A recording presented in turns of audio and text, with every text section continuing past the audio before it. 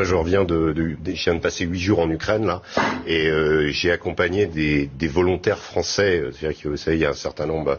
Il y a eu un appel au début du président Zelensky qui a demandé à des volontaires internationaux qui avaient des expériences de combat.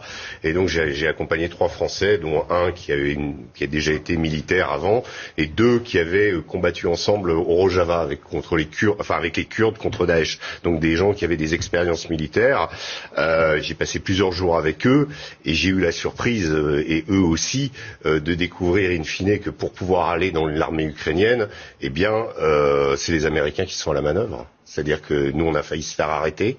On a été confronté à un Américain qui est venu nous dire « Ici, c'est moi qui commande ». C'est pas les Ukrainiens qui commandent, c'est moi qui commande. Je parle de la formation et de l'enrôlement dans l'armée ukrainienne de volontaires internationaux. Voilà. Le type m'a même donné son nom. C'est un ancien de la guerre d'Irak. J'ai fait mes vérifications. C'est un reportage qu'on peut retrouver dans le Figaro Magazine de cette semaine. J'ai été extrêmement surpris de la violence des propos de cet Américain, du fait qu'il nous a pris pour des volontaires au début. Quand il a vu qu'on était des journalistes, il nous a dit de dégager. Après, il était un peu plus... mais en l'occurrence, c'est moi qui commande. Vous enlevez les puces de vos portables, surtout les puces internationaux. On vous donnera d'autres puces, etc.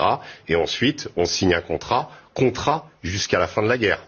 Et qui est à la manœuvre? Eh ben, ce sont les Américains. Je l'ai vu de mes yeux vus. C'est pas, alors, ce n'est pas l'armée américaine officiellement. J'ai compris. Évidemment, vous comprenez. On va pas le dire.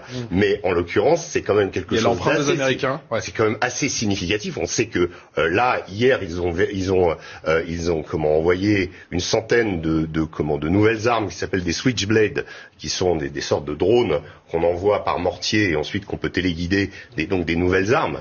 Officiellement, ils l'ont fait et ils vont le faire. Donc ils ont quand même opéré, et par rapport à ce que dit Karim, c'est quand même la vérité.